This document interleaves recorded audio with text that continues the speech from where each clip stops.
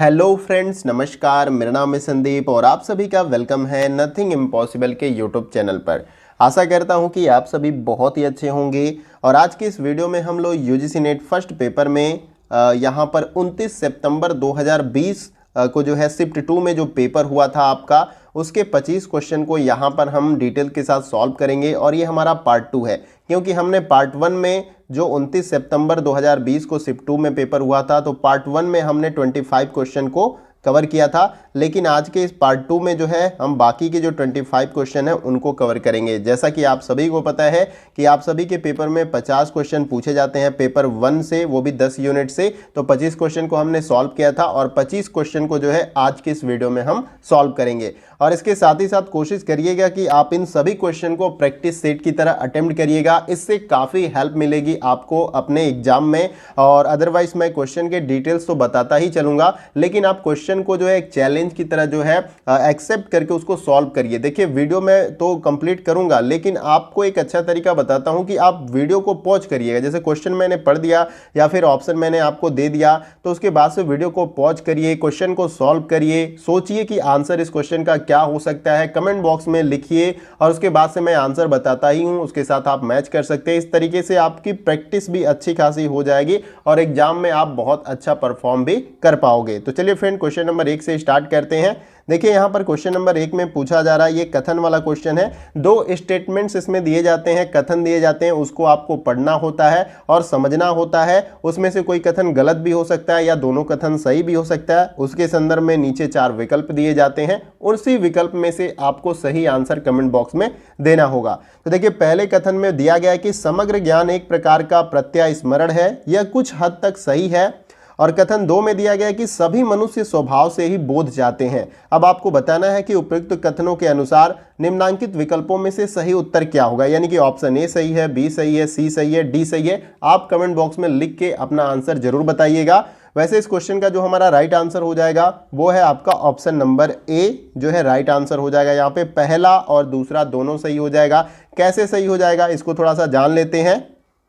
ऊपर वाला जो कथन हमारा है यहाँ पर कि समग्र ज्ञान एक प्रकार का प्रत्यास्मरण है, तो यह कथन जो है महान दार्शनिक प्लेटो ने सुकरात द्वारा प्रत्यास्मरण पर दिए गए कथन ज्ञान प्रत्यास्मरण को सर्वव्यापी न मानते हुए उसका संशोधन किया तथा बताया कि समग्र ज्ञान एक प्रकार का प्रत्यास्मरण है। और ये हमारा इसलिए राइट हो जाएगा क्योंकि ये उनके द्वारा बताया गया था। किसके द्वारा? प्लेटो के द्वारा बताया गया था। किसमें करेक्शन करके? सुकरात के प्रत्यास्मरण जो पर दिए गए जो कथन है ज्ञान प्रत्यास्मरण, इसी में कुछ करेक्शन या संशोधन करके प्लेटो ने बताया था कि समग्र ज्ञान एक प्रकार का प्रत्यास्मरण है। इसलिए कथन हमारा पहला सही हो जाएगा।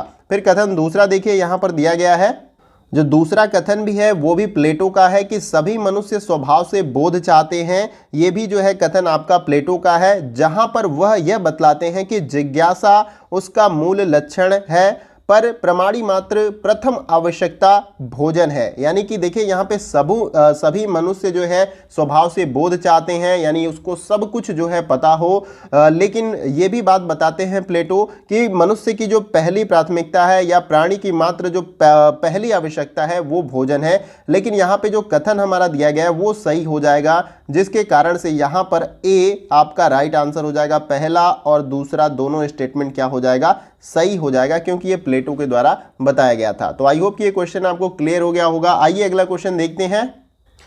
अगला भी क्वेश्चन हमारा कथन वाला क्वेश्चन है। यहाँ पर क्वेश्चन नंबर 2, 2 कथन दिए गए हैं, दोनों कथन को अच्छे से पढ़ना है। फिर उसके बाद से इन चारों विकल्पों में से सही आंसर हमें क्या करना है? बताना है। तो कथन को पढ़ लेते हैं। देखिए, यहाँ पर बताया जा रहा है कि जब मैं अपने अंतःकरण में झांकता हूँ तो हमेशा एक या दूसरी अवधारणा से टकरा जाता हूँ। मैं कभी भी स्वयं को पकड़ नहीं सकता। दूसरा कथन क्या दिया गया कि आत्मा सभी प्रकार के ज्ञान का तार्किक पूर्व मान्यता है, इसलिए इसके संदर्भ में पदार्थ और व्यक्ति की अवधारणा इस पर लागू नहीं की जा सकती। अब उपयुक्त कथन को हमें समझना है, उसका अवलोकन करना है। फिर नीचे दिए गए जो विकल्प हैं उसमें से सही आंसर जो है कमेंट बॉक्स में बताना है। तो कमेंट बॉक्स में आप अपना आंसर जरूर दीजिएगा। क्या पहला ऑप्शन सही है, बी सही है, सी सही है या डी सही है? तो देखिए, इस क्वेश्चन का जो हमारा राइट आंसर हो जाएगा वो है आपका ऑप्शन नंबर ए। देखिए फ्रेंड्स, मैंने स्टार्टिंग में ही कहा कि वीडियो फास्ट लगेगा तो वीडियो को पॉज करिएगा, क्वेश्चन को अच्छे से पढ़िएगा, फिर आंसर देने का प्रयास करिएगा, क्योंकि मैं वीडियो बना रहा हूं तो मैं इसको कंप्लीट करूंगा कम समय में, ताकि आपका ज़्यादा समय खर्च ना हो और आप 25 क्वेश्चन कम समय में कवर कर सके। तो यहाँ पर ऑप्शन ए हमारा क्या हो जाएगा, राइट आंसर। अब कैसे, इसको थोड़ा सा समझ लेते हैं। जब मैं अपने अंतःकरण में झांकता हूं तो हमेशा एक या दूसरी अवधारणा से टकरा जाता हूं, मैं कभी भी स्वयं को पकड़ नहीं सकता हूं। यह कथन किसका है, डेविड ह्यूम का है। इसको याद रखिएगा, किसका है, डेविड ह्यूम का ये कथन है। ये कथन आपका किसका है, डेविड ह्यूम का। और दूसरा जो हमारा हो जाएगा इसमें कि आत्मा सभी प्रकार के ज्ञान की तार्किक पूर्व मान्यता है, इसलिए इसके संदर्भ में पदार्थ और व्यक्ति की अवधारणा लागू नहीं की जा सकती। यह जो कथन है आपका जॉन लॉक का है, यह एक दार्शनिक है, यह भी याद रखिएगा आप, जॉन लॉक। किसका है ये कथन, जॉन लॉक का है। और पहला जो कथन है किसका है, डेविड ह्यूम का है। तो ये याद रखिएगा। आशा करता हूं क्वेश्चन आपको क्लियर हो गया होगा। आइए अगला क्वेश्चन देखते हैं। अगला क्वेश्चन हमारा है क्वेश्चन नंबर 3, और ये भी कथन वाला क्वेश्चन है। 2 कथन दिए गए हैं, दोनों कथन को पढ़ना है, फिर नीचे दिए गए चारों विकल्पों में से हमें सही आंसर बताना है। तो देखिए, पहला कथन दिया गया कि विभिन्न समुदायों का अस्तित्व एक दूसरे से स्वतंत्र होता है, परंतु संयुक्त रूप से किसी प्रकार वे किसी समाज के सामुदायिक जीवन की संकल्पना प्रदान करते हैं। कथन दूसरे में क्या दिया गया कि पृथ्वी का अस्तित्व या तो किसी अज्ञात संयोग का प्रतिफल है, अथवा यह किसी आंतरिक आवश्यकता या किसी बाह्य कारक के कारण जो है ये आपका अस्तित्व में है। तो उपयुक्त कथन को हमें पढ़ना है, उसका अवलोकन करना है और निम्नांकित विकल्पों में से सही उत्तर का चुनाव करना है। यानी कि ऑप्शन ए सही है, बी सही है, सी सही है या डी सही है। तो देखिए, इस क्वेश्चन का जो हमारा राइट आंसर हो जाएगा वो है आपका ऑप्शन नंबर ए। क्या हो जाएगा, यहाँ पर राइट आंसर हो जाएगा। पहला और दूसरा दोनों कथन हमारा क्या हो जाएगा, सही हो जाएगा। अब कैसे सही है इसको थोड़ा सा समझ लेते हैं। देखिए, पहले कथन में यहाँ पर बोला गया था कि विभिन्न समुदायों का अस्तित्व एक दूसरे से स्वतंत्र होता है, परंतु संयुक्त रूप से किसी प्रकार वे किसी समाज के सामुदायिक जीवन की संकल्पना प्रदान करते हैं। जहां पर वह व्यक्तिगत रक्षा के लिए समुदाय का जन्म हुआ, वहीं पर यही समुदाय सामुदायिक जीवन को संकल्पना प्रदान करता है। तो यहाँ पे आपका कथन पहला जो है राइट हो जाएगा। और कथन दूसरे में क्या दिया गया था कि पृथ्वी का अस्तित्व या तो किसी अज्ञात संयोग का प्रतिफल है, अथवा यह किसी आंतरिक आवश्यकता या किसी बाह्य कारक के कारण है। तो आपको पता है ब्रह्मांड की उत्पत्ति के संदर्भ में एक सबसे बड़ी थ्योरी है बिग बैंग की थ्योरी, महाविस्फोटक सिद्धांत। तो वो जो है पृथ्वी की उत्पत्ति के संदर्भ में या सोलर सिस्टम कह लीजिए या ब्रह्मांड के उत्पत्ति के संदर्भ में अभी सर्वमान्य सिद्धांत माना जाता है। ठीक है, तो यहाँ पर ये भी जो है आपका सही हो जाएगा कथन, इसलिए हमारा ऑप्शन ए क्या हो जाएगा, राइट आंसर हो जाएगा इस क्वेश्चन का। आशा करता हूँ क्वेश्चन आपको क्लियर हो गया होगा। आइए अगला क्वेश्चन देखते हैं। अगला क्वेश्चन हमारा है क्वेश्चन नंबर 4। देखिए, इस क्वेश्चन में ये मैचिंग वाला क्वेश्चन है, आपका मिलान करना है सूची 1 को जो है सूची 2 के साथ। तो सूची 1 में यहाँ पर अवधारणा दिया गया है और सूची 2 में संप्रदाय दिया गया है। तो कौन सी अवधारणा किस संप्रदाय से संबंधित है उसके साथ हमें क्या करना है, इसे मैच करना है। तो देखिए, पहला जो मैच करेगा आपका किसके साथ मैच करेगा, वो आपका मैच करेगा यहाँ पर, पहला जो है आपका वो चौथे के साथ मैच करेगा, बौद्ध धर्म से। निर्वाण की जो अवधारणा है वो बौद्ध धर्म से संबंधित है। तो देखिए, निर्वाण बौद्ध दर्शन में मोक्ष से संबंधित अवधारणा है, जहां व्यक्ति के रागदी वासनाओं का जो है यहाँ पे विरोध हो जाता है पूरी तरीके से। ये जो है आपका निर्वाण बौद्ध दर्शन से जो है बौद्ध धर्म से क्या है, रिलेटेड है। फिर उसके बाद से बी जो है निश्रेयस, ये किससे संबंधित है, तो देखिए ये इसका जो मैच हो जाएगा आपका तीसरे के साथ, उपनिषद के साथ जो है ये संबंधित है आपका निश्रेयस। तो देखिए निश्रेयस यह उपनिषद से जुड़ा विषय है, जिसका अर्थ होता है आध्यात्मिक कल्याण या मोक्ष होता है। निश्रेयस का अर्थ क्या होता है, आध्यात्मिक कल्याण या मोक्ष होता है, और यह उपनिषद से क्या है, संबंधित है। और सी जो है आपका उपवर्ग, सी क्या है, उपवर्ग, ये किसके साथ मैच करेगा, ये मैच करेगा आपका दूसरे के साथ, ये जैन धर्म से संबंधित है। देखिए उपवर्ग जो है जैन धर्म से संबंधित है और यह मोक्ष विषयक अवधारणा है, इसे आपको याद रखना है। फिर मोक्ष जो है वो मैच करेगा किसके साथ, ये मैच करेगा आपका पहले के साथ सांख्य के साथ, ठीक है। तो मोक्ष सांख्य दर्शन से संबंधित है, जिसमें पुरुष और प्रकृति में विभिन्नताओं का बोध कराने वाले सम्यक ज्ञान को मोक्ष कहते हैं, ठीक है। सम्यक ज्ञान को क्या कहते हैं? मोक्ष कहते हैं। तो जिस प्रकार से आपने यहां पर इसको मैच किया, उसी के अकॉर्डिंग जो है आपको इन चारों विकल्पों में से क्या करना है? सही आंसर का चुनाव कर लेना है। तो जैसे हमने मैच किया उसके अकॉर्डिंग जो हमारा राइट आंसर हो जाएगा वो है आपका ऑप्शन नंबर ए। यहां पे हमारा क्या हो जाएगा? राइट आंसर हो जाएगा इस क्वेश्चन का। तो आशा करता हूं क्वेश्चन क्लियर हो गया होगा। आइए अगला क्वेश्चन देखते हैं। अगला क्वेश्चन हमारा है क्वेश्चन नंबर 5। देखिए इसमें पूछा जा रहा है कि निगमनात्मक प्रक्रिया की प्रवृत्ति किस प्रकार की होती है? इन चारों विकल्पों में से आपको बताना है। पहला है विशेष से सार्वभौमिक की ओर, बी है सार्वभौम से विशेष की ओर, और सी है विशेष से विशेष की ओर, और डी है सार्वभौम से सार्वभौम की ओर। तो देखिए इस क्वेश्चन का जो हमारा राइट आंसर हो जाएगा वो है आपका ऑप्शन नंबर यहाँ पर बी राइट आंसर हो जाएगा, सार्वभौम से विशेष की ओर। यानी सामान्य से विशेष की ओर जो है निगमनात्मक जो है प्रक्रिया कार्य करती है। इसमें होता है क्या है कि पहले नियम के बारे में बताया जाता है, पहले रूल या फॉर्मूले के बारे में बताया जाता है, फिर उससे रिलेटेड उदाहरण दिए जाते हैं। जबकि आगमनात्मक में इसका विपरीत होता है, ठीक है। वहां वो जो हो जाएगा आपका विशिष्ट से सामान्य की तरफ हो जाएगा, और ये सामान्य से विशिष्ट की तरफ। और आगमनात्मक में पहले उदाहरण दिया जाता है, फिर उसके बाद से सामान्यीकरण पे जो है पहुंचने का प्रयास किया जाता है। लेकिन निगमनात्मक में क्या होता है? पहले नियम को बताया जाता है, फिर उसके बाद से उसका उदाहरण दिया जाएगा, ठीक है। तो ये आपका क्या होगा? निगमनात्मक का मतलब सामान्य से विशेष, आगमनात्मक का मतलब क्या है आपका? विशेष से सामान्य। इसे आपको याद रखना है क्योंकि यहां से क्वेश्चन कई बार एग्जाम में पूछे जाते हैं। आइए अगला क्वेश्चन देखते हैं।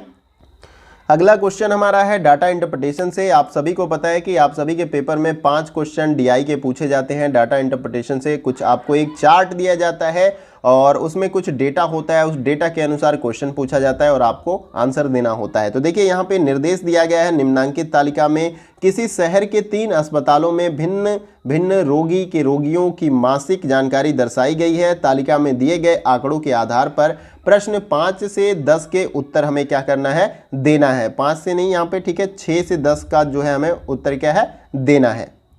तो देखिए सबसे पहले यहाँ पर क्वेश्चन पूछा जा रहा है इस डेटा से रिलेटेड कि सभी 3 अस्पतालों में कुल रोगियों की तुलना में मधुमेह से पीड़ित रोगियों की संख्या का प्रतिशत कितना है? इन चारों विकल्पों में से हमें क्या करना है? बताना है। तो देखिए अभी हमें करना क्या होगा यहाँ पर कि सबसे पहले जो यहाँ पे हृदयघात के रोगी हैं, मधुमेह के रोगी हैं, रक्तचाप के हैं, गुर्दा संबंधी रोगी हैं, तो इनका हमें क्या करना पड़ेगा? टोटल करना पड़ेगा। टोटल करने के बाद ही जो है हम इसको सॉल्व करेंगे। तो पहले टोटल करेंगे हम, हृदयघात से संबंधित जो रोगी हैं उनकी टोटल संख्या कितनी है। तो देखिए यहाँ पर पहले हम जब टोटल करेंगे, आप इसे प्लस करके टोटल कर लीजिएगा, तो इसकी टोटल जो संख्या आ जाएगी वो आएगा 920 रोगी।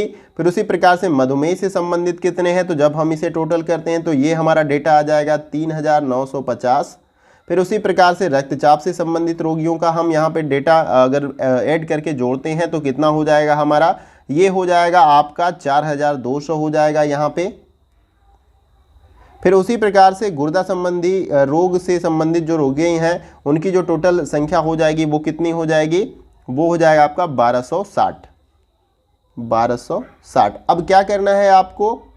तो यहाँ पर मधुमेह से जो संबंधित रोगी हैं उनका परसेंटेज हमें निकालना है। तो सबसे पहले क्या करना होगा यहाँ पे, ठीक है, देखिए पहले जो मधुमेह से संबंधित रोगी हैं उनकी संख्या को हम क्या करेंगे? ऊपर लिख लेंगे यहाँ पे 3950, यहाँ पे 3950। फिर हम क्या करेंगे कि जो टोटल हमने निकाला है सभी रोगियों की संख्या, तो उसको हम नीचे ऐड कर देंगे। तो सबसे पहले हम क्या करेंगे? 920 लिखेंगे, फिर प्लस क्या करेंगे? उसके बाद से आप लिखेंगे 3950, फिर उसके बाद से प्लस करेंगे, लिखेंगे 4200, फिर प्लस करेंगे, उसके बाद से लिखेंगे 1260। यहाँ पे आपका हो जाएगा। अब इसको जब नीचे से इसको जोड़ लेंगे आप, तो यहाँ पर आपका टोटल जो वैल्यू निकल कर आएगी वो कितना आएगा आपका? यहाँ पे आ जाएगा, पहले ऊपर आप लिखेंगे 3950 बटे में, इसको जब आप नीचे जोड़ेंगे तो ये आपका निकल कर आएगा 10,000 जो है 330 आएगा। ठीक है, कितना आएगा? आप इसे जोड़िएगा, 10,330 आएगा। और जब इसे आप सॉल्व करोगे, यहाँ पर मल्टीप्लाई यहाँ पे 100 करना है, यहाँ पे मैंने छोड़ दिया है, ठीक है, क्योंकि 100 से गुणा करना पड़ता है हमें परसेंटेज निकालने के लिए। तो ये 100 हो जाएगा। जब इस इक्वेशन को अगर आप सॉल्व करोगे तो आपकी जो वैल्यू निकल कर आएगी वो आएगी 38.23 आपका निकल कर यहाँ पर आएगा परसेंट। ठीक है, तो यहाँ क्वेश्चन में क्या पूछा गया कि सभी 3 अस्पतालों में कुल रोगियों की तुलना में मधुमेह से पीड़ित रोगियों की संख्या प्रतिशत में कितनी है, तो 38.23% के आसपास जो है मधुमेह रोगियों की संख्या है। तो यहाँ पर देखेंगे कि आपका कौन सा ऑप्शन राइट हो जाएगा, तो यहाँ पर ऑप्शन बी क्या हो जाएगा, आपका राइट आंसर हो जाएगा, क्योंकि ये 23 के आसपास है पॉइंट में, तो सबसे करीब का आंसर यही हमारा राइट आंसर हो जाएगा। तो 38.24% जो है मधुमेह से पीड़ित रोगियों की संख्या प्रतिशत में है हमारा। तो आशा करता हूँ ये क्वेश्चन क्लियर हो गया होगा। आइए अगला क्वेश्चन देखते हैं। अगला क्वेश्चन हमारा है क्वेश्चन नंबर 7। ये भी डीआई से रिलेटेड आपका क्वेश्चन है। 5 क्वेश्चन पूछे जाते हैं डाटा इंटरप्रिटेशन से। तो देखिए 7 नंबर क्वेश्चन में पूछा जा रहा है कि सबसे कम सूचित रोग के रोगियों की औसत संख्या कितनी है इन चारों विकल्पों में से। तो यहाँ पे जितने भी यहाँ पे देख सकते हैं कि रोगियों की संबंधित जो डेटा दिया गया है, इसमें सबसे कम औसत किसका है, यहाँ पर पूछा जा रहा है सबसे कम औसत किसका है।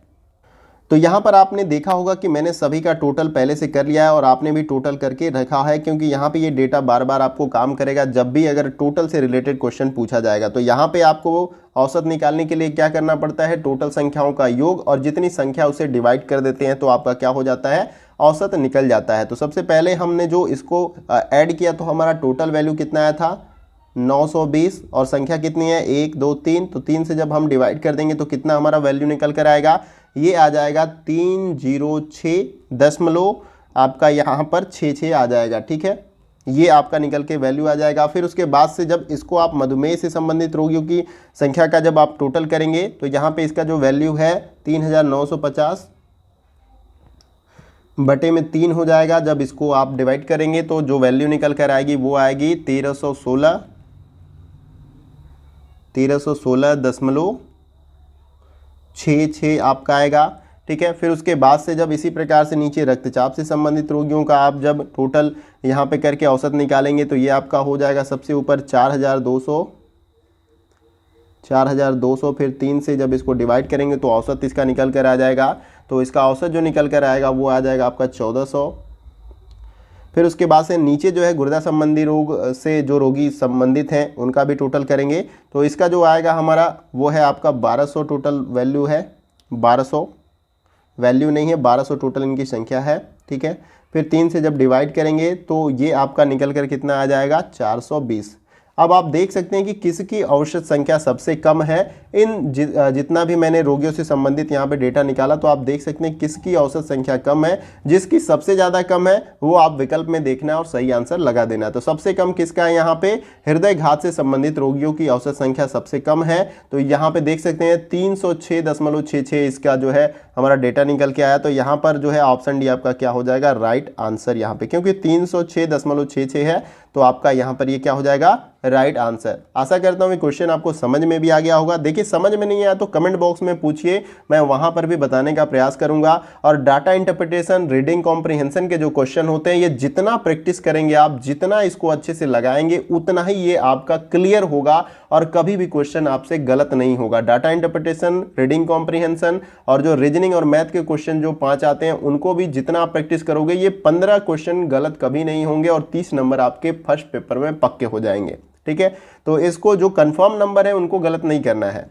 ठीक है, यहाँ पे ये क्वेश्चन आपका क्या हो जाएगा, ऑप्शन डी राइट आंसर। अगला क्वेश्चन देखते हैं।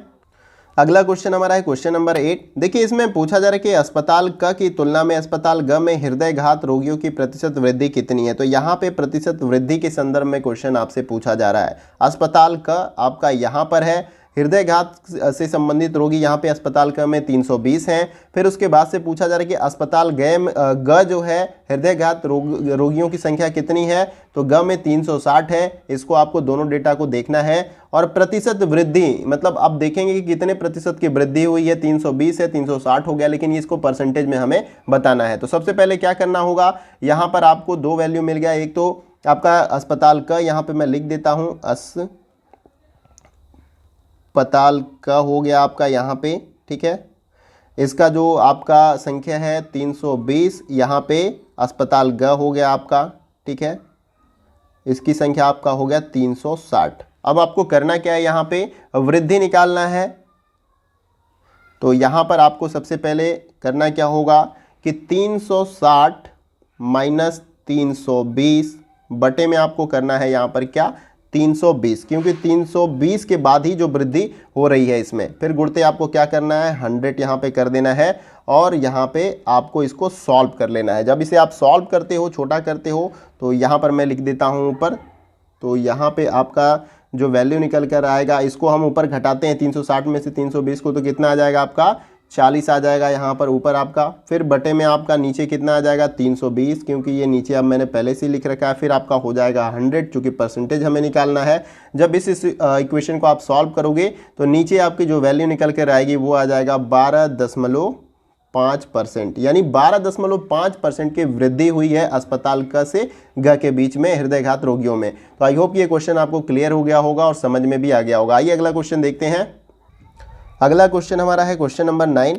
देखिए इस क्वेश्चन में पूछा जा रहा है कि गुर्दा रोग के उपचार के लिए आने वाले रोगियों के संबंध में अस्पताल क से अस्पताल ग के बीच अनुपात कितना है। ऑप्शन ए सही है, बी सही है, सी सही है, डी सही है। इस क्वेश्चन को मैं आपको देता हूं कि आप इसे सॉल्व करके इसका आंसर कमेंट बॉक्स में मुझे बताएंगे। ठीक है, इसको क्वेश्चन को पॉज करिएगा, क्वेश्चन को सॉल्व करिएगा, फिर कमेंट बॉक्स में जो है अपना आंसर देने का प्रयास करिएगा। आइए अगला क्वेश्चन देखते हैं। अगला क्वेश्चन हमारा है क्वेश्चन नंबर 10। ये भी डीआई से रिलेटेड है हमारा क्वेश्चन। एक क्वेश्चन मैंने आपको दिया है कि उसको सॉल्व करके उसका जवाब कमेंट बॉक्स में आप देंगे। तो देखिए क्वेश्चन नंबर 10 में पूछा जा रहा है कि अस्पताल क की तुलना में अस्पताल ग में कुल रोगियों की संख्या में प्रतिशत वृद्धि कितनी है। तो देखिए एक क्वेश्चन हमने इसी प्रकार का सॉल्व किया था, उसमें हृदयघात के संबंध में जो है अस्पताल क से अस्पताल ग में कितनी वृद्धि हुई थी। तो सेम उसी प्रकार से ये आपका सवाल सॉल्व होगा। तो देखिए मैं बताता हूँ कैसे होगा। कमेंट बॉक्स में इसका आंसर जरूर दीजिएगा वीडियो को पॉज करके सॉल्व करके, लेकिन मैं यहाँ पे सॉल्व कराता हूँ आपको। देखिए यहाँ पे अस्पताल का जो है आपको ऐड कर लेना है टोटल, जितना ये आपका सभी रोगियों से रिलेटेड है संख्या। तो इसको जब आप जोड़ोगे तो आपका टोटल जो वैल्यू निकल कर आएगा 1880 यहाँ पे आ जाएगा। फिर अस्पताल ग को भी क्या करना है आपको जोड़ लेना है इसमें जितने रोगियों की संख्या है। तो देखिए इसको जोड़ेंगे तो आपका कितना हो जाएगा 5040 आएगा। अब आपको क्या करना है कि एक इक्वेशन यहाँ पे वृद्धि निकालना है हमें। ठीक है, वृद्धि निकालना है। वृद्धि बराबर यहाँ पे क्या करेंगे हम ब्रैकेट में यहाँ पे ऊपर क्या करेंगे 5040 माइनस आपका 1880 हो जाएगा। फिर बटे में आप क्या करेंगे नीचे निकालना है हमें कितनी वृद्धि हुई है ग में, तो ये हो जाएगा हमारा 1880 यहाँ पर।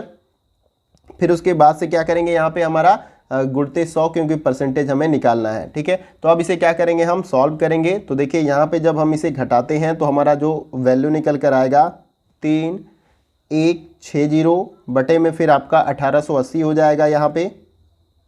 फिर गुणते 100 हो जाएगा आपका यहाँ पर। जब आप इसे सॉल्व करोगे तो आपका जो आंसर आएगा वो आ जाएगा 168%। ठीक है, 168% की वृद्धि हुई है। क्वेश्चन में यही पूछा गया है कि अस्पताल क की तुलना में अस्पताल ग में कुल रोगियों की संख्या में कितने प्रतिशत वृद्धि हुई है। तो यहाँ पर 1880 है आप देख सकते हैं और यहाँ पे है 5040, और इसे जब परसेंटेज में हमने निकाला तो वृद्धि हमारा निकल के कितना आया 168% की वृद्धि हुई, जो कि ऑप्शन बी में यहाँ पर दिया गया है। आशा करता हूँ क्वेश्चन आपको क्लियर हो गया और समझ में भी आ गया होगा। आइए अगला क्वेश्चन देखते हैं। अगला क्वेश्चन हमारा है क्वेश्चन नंबर 11। देखिए इसमें पूछा जा रहा है कि परिवर्णी शब्द GIF का पूरा रूप क्या है। यहाँ पे GIF का फुल फॉर्म पूछा जा रहा है। शुद्ध हिंदी में परिवर्णी है, नहीं तो फुल फॉर्म लिख के पूछ लिया जाता है। तो फुल फॉर्म आपको GIF का बताना है। पहला है ग्राफिक्स इंटरचेंज फॉर्मेट, B है ग्राफिक्स इंटरचेंज फाइल, C है ग्लोबल इंटरचेंज फॉर्मेट, D है ग्राफिक्स इनपुट फॉर्मेट। तो देखिए इस क्वेश्चन का जो हमारा राइट आंसर हो जाएगा वो है आपका ऑप्शन नंबर ए। यहाँ पर क्या हो जाएगा राइट आंसर हो जाएगा। ग्राफिक्स इंटरचेंज फॉर्मेट जो है GIF का फुल फॉर्म होता है। आप देखते होंगे कि छोटा सा 2-4 सेकंड का जो है एक फाइल होता है, जो कैरेक्टर उसमें मूव करता रहता है, हिलता रहता है, एक तरह से एनिमेटेड फाइल होता है ये आपका GIF जो होता है। अब एक इंपॉर्टेंट चीज इसमें ये आप याद कर लीजिएगा कि इसका विकास किसने किया, यानी GIF फाइल को सबसे पहले डेवलप किसने किया। तो स्टीव विल हाइट का नाम पहले आता है। इसको याद रखिएगा किसने इसको इजाद किया या इसका विकास किया। स्टीव विल हाइट 1987 में जो है इन्होंने क्या किया था, इसका इजाद किया था। इसको याद रखिएगा, नाम भी मैं यहाँ लिख देता हूँ ताकि आप इसको स्टीव विल हाइट स्टीव विलहाइट नाम है और 1987 में GIF फाइल का इन्होंने विकास किया था। ठीक है, ये क्या होता है, 2-4 सेकंड का एक एनिमेटेड जो है एक तरह से फाइल होता है जो हिलता रहता है। आशा करता हूं कि क्वेश्चन आपको समझ में भी आ गया और क्लियर हो गया। आइए अगला क्वेश्चन देखते हैं। अगला क्वेश्चन हमारा है क्वेश्चन नंबर 12। देखिए इसमें पूछा जा रहा है कि निम्नलिखित में से निम्नतम से उच्चतम स्पीड की दृष्टि से कंप्यूटर मेमोरी की सही सूची कौन सी है। इन चारों विकल्पों में से आपको बताना है। ऑप्शन ए सही है, बी सही है, सी सही है, डी सही है। कमेंट बॉक्स में आप अपना आंसर जरूर बताइएगा। देखिए इस क्वेश्चन का वैसे राइट आंसर जो हमारा हो जाएगा वो है आपका ऑप्शन नंबर सी। यहाँ पे द्वितीयक भंडार, फिर मुख्य स्मृति, फिर कैश स्मृति, ये जो है निम्नतम से उच्चतम, यानी कि सबसे पहले कम स्पीड किसकी है, फिर उसके बाद से उससे अधिक स्पीड किसकी है, इस क्रम में हम आगे बढ़ते हुए सबसे ज़्यादा स्पीड पे जाएंगे। यानी सबसे कम, फिर उससे ज़्यादा, इस तरीके से, यानी निम्नतम से उच्चतम स्पीड की दृष्टि से कंप्यूटर मेमोरी की सूची जो है यहाँ पर हमें फाइंड करना था। तो यहाँ पर ऑप्शन सी क्या हो जाएगा, राइट आंसर। देखिए हार्ड डिस्क एवं पेन ड्राइव आदि जो है द्वितीयक भंडारण के उदाहरण है, यानी सेकेंडरी ऑर्डर के जो डेटा हम होल्ड करते हैं उसका एग्जाम्पल है। लेकिन प्रश्न में कंप्यूटर मेमोरी की तीव्रता के अनुसार निम्नतम से उच्चतम क्रम के बारे में यहाँ पर पूछा जा रहा है। तो ये हमारा द्वितीयक भंडार, फिर मुख्य स्मृति, फिर कैश स्मृति जो है क्या हो जाएगा, राइट आंसर हो जाएगा। तो आशा करता हूँ क्वेश्चन आपको क्लियर हो गया। आइए अगला क्वेश्चन देखते हैं। अगला क्वेश्चन हमारा है क्वेश्चन नंबर 13। देखिए इसमें पूछा जा रहा है कि इंटरनेट की स्पीड किसमें मापी जाती है इन चारों विकल्पों में से। आई होप कि इसका आंसर आप सभी को पता होगा, क्योंकि आज के समय में ऐसा कोई भी व्यक्ति नहीं है, बहुत कुछ ही व्यक्ति होंगे जो इंटरनेट का इस्तेमाल नहीं करते होंगे। तो आपको इसका आंसर जरूर पता होगा। क्या GHz जो है GHz में मापी जाती है, फिर B है GBps में मापी जाती है, C GB में मापी जाती है और DPI में मापी जाती है। तो आपको बताना है कि इंटरनेट की स्पीड किस में मापी जाती है। तो देखिए इस क्वेश्चन का जो हमारा राइट आंसर हो जाएगा वो है आपका ऑप्शन नंबर बी, GBps में जो है यह मापी जाती है, आपको याद रखना है। ठीक है, इंटरनेट की स्पीड MBPS या तो GBps में मापी जाती है, इसको आपको याद रखना है। और GB का मतलब होता है यहाँ पर गीगाबाइट, ये भी आपको याद रखना है। और देखिए यहाँ पे एक नाम है GHz, तो इसका मतलब भी समझ लीजिए। देखिए GHz जो है कंप्यूटर के CPU प्रोसेसर की स्पीड यूनिट होती है GHz। फिर उसके बाद से यहाँ पर एक नाम और है DPI, तो इसको भी याद रखिएगा, इसका भी फुल फॉर्म कभी एग्जाम में आपसे पूछ लिया जाता है। तो DPI का जो फुल फॉर्म होता है डॉट पर इंच, ये चित्र के रिजोल्यूशन की यूनिट होती है। रिजोल्यूशन जो यानी पिक्सल जो कहते हैं, ऐसे जूम करते हैं तो आप पिक्चर फटने लगती है। तो ये डॉट पर इंच जो है आपका, इसका फुल फॉर्म होता है DPI का, ये आपको याद रखना है। तो आशा करता हूँ क्वेश्चन क्लियर हो गया होगा। आइए अगला क्वेश्चन देखते हैं। अगला क्वेश्चन हमारा है क्वेश्चन नंबर 14। देखिए ये क्वेश्चन अभिकथन और तर्क वाला है और इन चारों विकल्पों में से आपको सही आंसर बताना है। तो पहले अभिकथन को पढ़ लेते हैं। तो देखिए इसमें बताया गया कि मशीन लर्निंग में अच्छी गुणवत्ता और पर्याप्त डेटा आवश्यकता होती है ताकि एल्गोरिदम के प्रशिक्षण और परीक्षण हो सके। तर्क क्या दिया गया कि सही वर्गीकरण के लिए अच्छी गुणवत्ता वाले डेटा जो शोर से मुक्त हों तथा पर्याप्त डेटा एल्गोरिदम के प्रशिक्षण और परीक्षण के लिए अपेक्षित होते हैं। तो अब उपयुक्त कथनों का अवलोकन करने के बाद निम्नलिखित विकल्पों में से जो सर्वाधिक उपयुक्त आंसर है इन चारों में से A, B, C, D में से, उसको आपको कमेंट बॉक्स में बताना है। तो देखिए इस क्वेश्चन का जो हमारा राइट आंसर हो जाएगा वो है आपका ऑप्शन नंबर ए। यहाँ पर A और R दोनों सही है और R A की जो है क्या कर रहा है, सही व्याख्या कर रहा है। कैसे कर रहा है इसको थोड़ा सा समझ लेते हैं। तो देखिए मशीन लर्निंग आर्टिफिशियल इंटेलिजेंस का ही एक भाग होता है जिसके अंतर्गत कोई भी मशीन आंकड़ों एवं एल्गोरिदम से सीखकर स्वयं को बेहतर बना सकती है। इसके लिए अच्छी गुणवत्ता वाले डेटा की पर्याप्त मात्रा में हमें आवश्यकता होती है, जो कि यहाँ पर बताया गया है। ठीक है, तो यहाँ पे अभिकथन आपका क्या हो जाता है, पूरी तरीके से सही हो जाता है। और कारण में जो है यहाँ पे अच्छी गुणवत्ता वाला डेटा हमें चाहिए, तभी जो है हम इसको प्रोसेस कर सकते हैं। तो यहाँ पर दोनों हमारा क्या हो जाएगा, राइट हो जाएगा। और तर्क क्या है, अभिकथन को अच्छे तरीके से एक्सप्लेन भी कर रहा है। तो यहाँ पर ऑप्शन ए हमारा राइट आंसर हो जाएगा इस क्वेश्चन का। आइए अगला क्वेश्चन देखते हैं। अगला क्वेश्चन है क्वेश्चन नंबर 15। देखिए इसमें पूछा जा रहा है कि वेबसाइट का प्रयोग कर किसी की शिकायत को निकालने को क्या कहा जाता है। इन चारों विकल्पों में से बताना है। क्या साइबर वेटिंग कहा जाता है, या वेब हेट कहा जाता है, सी वेब एंगर कहा जाता है, डी साइबर दुरुपयोग कहा जाता है। तो वेबसाइट का प्रयोग कर किसी की शिकायत को निकालने को क्या कहा जाता है। तो देखिए इस क्वेश्चन का जो हमारा राइट आंसर हो जाएगा वो है आपका ऑप्शन नंबर ए। यहाँ पर साइबर वेटिंग कहा जाता है। वेबसाइट का प्रयोग कर किसी की शिकायत को निकालने को जो है साइबर वेटिंग कहा जाता है।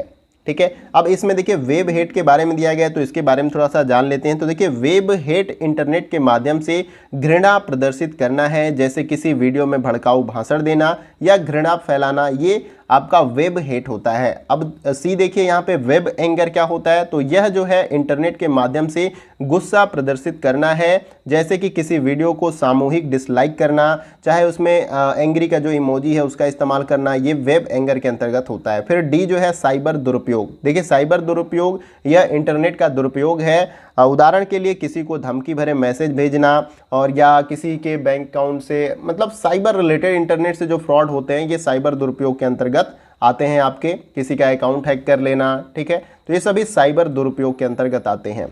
तो आशा करता हूं ये क्वेश्चन आपको क्लियर हो गया होगा। आइए अगला क्वेश्चन देखते हैं। अगला क्वेश्चन हमारा है क्वेश्चन नंबर 16। देखिए इसमें पूछा जा रहा है, ये अभिकथन और तर्क वाला क्वेश्चन है। तो अभिकथन में दिया गया कि नदियों की अपेक्षा झीलों के प्रदूषित होने की अधिक संभावना होती है। तर्क क्या बताया गया कि झीलों के जल के प्रतिस्थापित होने में दशकों लग सकते हैं। तो देखिए यहाँ पर उपयुक्त कथनों का अवलोकन करना है जो कथन दिए गए हैं, और निम्नांकित विकल्पों में से सर्वाधिक जो उत्तर अच्छा लग रहा है आपको वो कमेंट बॉक्स में बताना है। ऑप्शन ए सही है, बी सही है, सी सही है या डी सही है।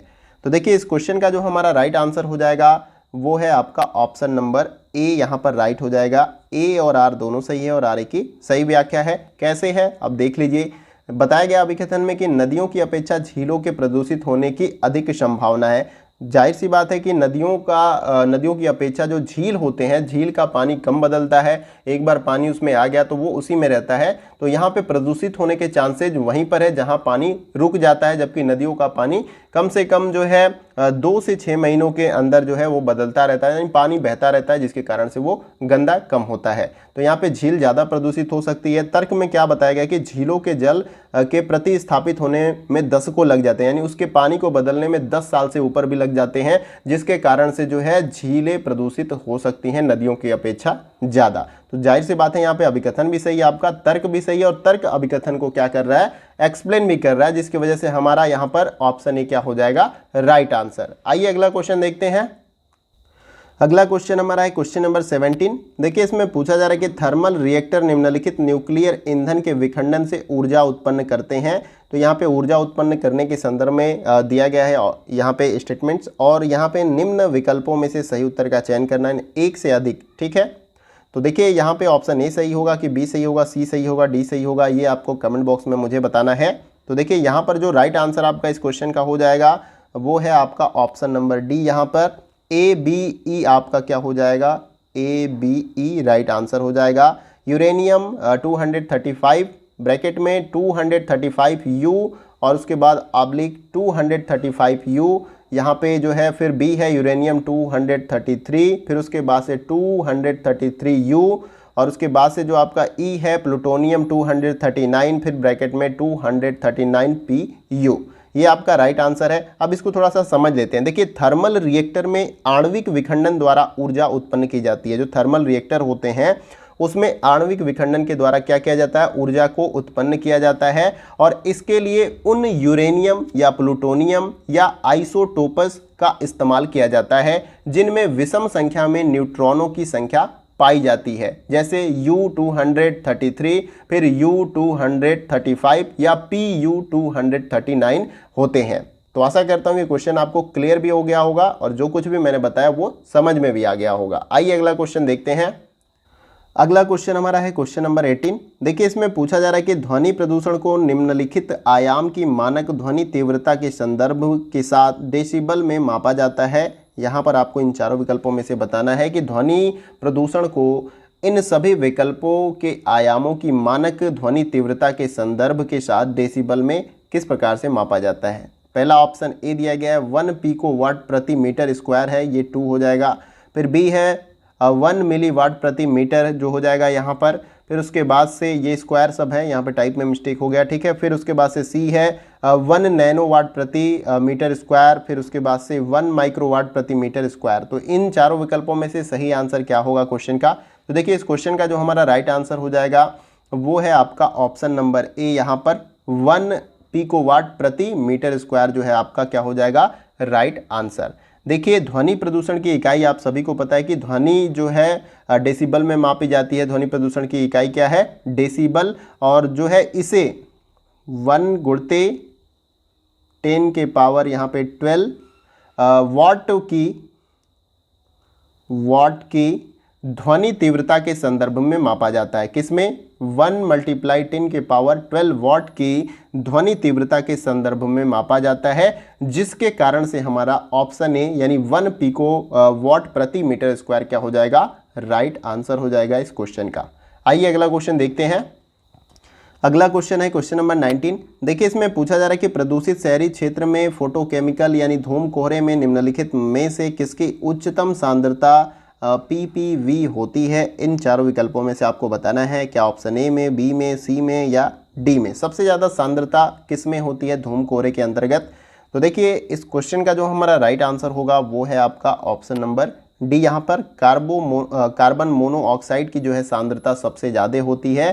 प्रदूषित शहरी क्षेत्र में फोटोकेमिकल या धूम कोहरे में कार्बन मोनोऑक्साइड की सांद्रता सबसे ज़्यादा होती है। देखिए जैसे आप सभी को पता है कि स्मॉग को शहरी क्षेत्र के संदर्भ में इस क्वेश्चन में पूछा गया, यानी शहरी क्षेत्र में जैसे दिल्ली में आपको पता है कि स्मॉग की स्थिति उत्पन्न हो जाती है जाड़े के समय में, तो ये शहरी क्षेत्रों के संदर्भ में पूछा गया क्वेश्चन है, जहाँ गाड़ियाँ औद्योगिक कारखाने से निकलने वाले धुएँ जो है उपस्थित राख होते हैं वहाँ पर, फिर गंधक तथा अन्य हानिकारक रसायनों की सांद्रता बहुत ज़्यादा देखी जाती है और उसमें भी कार्बन मोनोऑक्साइड की सांद्रता सबसे ज़्यादा होती है। इस 50% का कंट्रीब्यूशन होता है इसमें। और जब ये प्रदूषक कोहरे के संपर्क में आते हैं तब प्रकाश रासायनिक जो है धूम कोहरे का निर्माण करता है, यानी कि जो ये फोटोकेमिकल की बात हो रही है, धूम कोहरे या स्मॉग की बात हो रही है, ये इसके कारण से क्या होता है? उत्पन्न होता है। तो आशा करता हूँ ये क्वेश्चन आपको क्लियर हो गया होगा। आइए अगला क्वेश्चन देखते हैं। अगला क्वेश्चन है क्वेश्चन नंबर 20। देखिए ये मैचिंग वाला क्वेश्चन है, आपका मिलान करना है सूची 1 को सूची 2 के साथ। तो सूची 1 में प्रोटोकॉल या समझौता योजना दिया गया है और सूची 2 में प्रावधान दिया गया है। तो आपको इसे मैच करके नीचे जो 4 विकल्प दिए गए हैं उसके अनुसार कमेंट बॉक्स में आपको क्या करना है? सही आंसर बताना है। तो देखिए आइए इसको मैच कर लेते हैं। तो देखिए सबसे पहले आपका जो मैच करेगा यहाँ पर, पहले का जो आपका मैच करेगा यहाँ पर वो तीसरे के साथ मैच करेगा। यहाँ पे मॉन्ट्रियल प्रोटोकॉल जो है वो ओजोन को कम करने वाले पदार्थों को समाप्त करने से जो है क्या है? संबंधित है। फिर उसके बाद से बी जो है पेरिस समझौता, वो आपका किसके साथ मैच करेगा? वो आपका चौथे के साथ यहाँ पे मैच करेगा। वांछित राष्ट्रीय निर्धारित योगदान से संबंधित है ये प्रोटोकॉल। फिर सी जो है जलवायु कार्य योजना, तो ये किसके साथ मैच करेगा? ये पहले के साथ मैच करेगा। समेकित जल संसाधन प्रबंधन से ये संबंधित है। और क्योटो प्रोटोकॉल जो है किससे संबंधित है? ये आपका दूसरे से संबंधित है। यहाँ पे उत्सर्जन व्यापार से जो है क्या है? ये समझौती पूरी तरीके से संबंधित है। तो अब मॉन्ट्रियल प्रोटोकॉल के बारे में थोड़ा सा जान लेते हैं। तो देखिए मॉन्ट्रियल प्रोटोकॉल ओजोन परत को क्षय पहुंचाने वाले पदार्थों को समाप्त करने से संबंधित है और इसे 16 सितंबर 1987 को अपनाया गया था। कब? 16 सितंबर 1987 को मॉन्ट्रियल प्रोटोकॉल को क्या किया गया था? अपनाया गया था। फिर बी जो है पेरिस समझौता, तो देखिए पेरिस समझौता के अंतर्गत United nation framework convention on climate change के तत्वाधान में हुआ समझौता था, जो कि ग्रीन हाउस गैसों के उत्सर्जन से संबंधित था। यानी कि जो ग्रीन हाउस गैसेज होती हैं आपके एटमॉस्फेयर में, उसको कम करने से ये रिलेटेड था आपका पेरिस समझौता। और ग्रीन हाउस गैसों के बढ़ने से ही ग्लोबल वार्मिंग जैसी सिचुएशन जो है उत्पन्न है, पूरे विश्व में उत्पन्न हुई है। तो ये आपका पेरिस समझौता से रिलेटेड है। फिर आपका सी जो है जलवायु कार्य योजना, तो देखिए इसमें सी जो आपका है जलवायु कार्य योजना, ये समाकेतित जल संसाधन प्रबंधन से रिलेटेड था। और क्योटो प्रोटोकॉल के बारे में आप सभी को पता है। देखिए क्योटो प्रोटोकॉल वर्ष 1997 में जापान के क्योटो में अपनाया गया एवं वर्ष 2005 में इसको लागू किया गया था। और यह समान या परंतु विभेदीकृत जिम्मेदारी की बात करता है, जिसमें ग्रीन हाउस गैसों के उत्सर्जन एवं उत्सर्जन व्यापार से जो है पूरी तरीके से क्या है? ये संबंधित है आपका क्या? Kyoto protocol. ठीक है, तो यहाँ पर आपने जिस प्रकार से हमने मैच किया उसके अकॉर्डिंग जो हमारा राइट आंसर हो जाएगा वो है आपका ऑप्शन नंबर डी, यहाँ पर क्या हो जाएगा राइट आंसर। और आशा करता हूँ कि आपने भी ऑप्शन डी जो है सही आंसर लगाया होगा। और कोई भी क्वेश्चन में जो भी आपको वर्ड या कुछ भी समझ में नहीं आते हैं तो कमेंट बॉक्स में ज़रूर बताइएगा। मेरा अपने तरफ से पूरा प्रयास रहता है कि आपको क्लियरली कुछ भी समझाने का मैं प्रयास करूं। अदरवाइज कोई वर्ड को लेकर या किसी चीज़ को लेकर अगर डाउट है तो कमेंट बॉक्स में ज़रूर पूछिएगा। आइए अगला क्वेश्चन देखते हैं। अगला क्वेश्चन हमारा है क्वेश्चन नंबर 21। देखिए इसमें पूछा जा रहा है कि चीन के विद्वान इचिंग और जुआन जैंग ने ऐतिहासिक नालंदा विश्वविद्यालय में दौरा कब किया था? इन चारों विकल्पों में से क्या 5वीं शताब्दी में किया था, फिर 7वीं शताब्दी में किया था, या 10वीं शताब्दी में, या 15वीं शताब्दी में? सही आंसर आपको कमेंट बॉक्स में बताना है। तो देखिए इस क्वेश्चन का जो राइट आंसर हो जाएगा वो है आपका ऑप्शन नंबर बी। यहाँ पर 7वीं शताब्दी में जो है चीन के विद्वान इचिंग और जुआन जैंग ने ऐतिहासिक नालंदा विश्वविद्यालय का क्या किया था? दौरा किया था। ये आपको याद रखना है। आइए अगला क्वेश्चन देखते हैं। अगला क्वेश्चन हमारा है क्वेश्चन नंबर 22। देखिए इसमें पूछा जा रहा है कि किस वर्ष में केंद्र सरकार ने यह निर्णय लिया कि लोक विधियों से केंद्रीय विश्वविद्यालयों और अन्य विश्वविद्यालयों तथा उच्चतर शिक्षण संस्थानों को सहायता के आवंटन से संबंधित सभी मामले विश्वविद्यालय अनुदान आयोग को भेजे जाएं? किस वर्ष? यहाँ पर आपको इन चारों विकल्पों में से बताना है। Option A, C, B, D, इन सभी में से क्या सही आंसर होगा? तो देखिए इस क्वेश्चन का जो हमारा राइट आंसर हो जाएगा वो है आपका ऑप्शन नंबर ए 1952 में। ठीक है, तो इसके बारे में थोड़ा सा समझ लेते हैं। देखिए यूनाइटेड किंगडम की यूनिवर्सिटी ग्रांट कमीशन के तर्ज पर जो है भारत में भी राधाकृष्णन कमेटी के अनुशंसा या उनके सुझाव के अनुसार विश्वविद्यालय अनुदान आयोग का गठन किया गया था। कब? 1952 में, जो कि डेट यहाँ पे जो है क्या मेंशन है। 1952 में जो है केंद्र सरकार द्वारा निर्णय लिया गया कि उच्च शिक्षा से संबंधित संस्थानों एवं विश्वविद्यालयों को किसी भी तरह के अनुदान का आवंटन विश्वविद्यालय अनुदान आयोग के द्वारा जो है किया जाएगा, और जिसकी स्थापना 1952 में की गई थी। आई होप कि ये आपको समझ में आ गया। आइए अगला क्वेश्चन देखते हैं। अगला क्वेश्चन है क्वेश्चन नंबर 23। देखिए इसमें दिया गया, नीचे दो कथन दिए गए, दोनों कथन को पढ़ना है और हमें सही आंसर इन चारों विकल्पों में से बताना है। इस प्रकार के क्वेश्चन हमने ऊपर भी सॉल्व किए। देखिए पहले कथन में दिया गया कि यूजीसी अधिनियम 1956 की धारा 2 के अधीन केंद्र राज्य अधिनियम द्वारा विश्वविद्यालयों की स्थापना की जाती है। कथन 2 में दिया गया यूजीसी अधिनियम 1956 की धारा 3 के अंतर्गत यूजीसी की सलाह पर केंद्र सरकार की अधिसूचना द्वारा मानित विश्वविद्यालय घोषित किए जाते हैं। उपयुक्त कथनों का अवलोकन करना है और निम्नांकित विकल्पों में से आपको सही आंसर बताना है। ऑप्शन ए सही है, बी सही है, सी सही है या डी।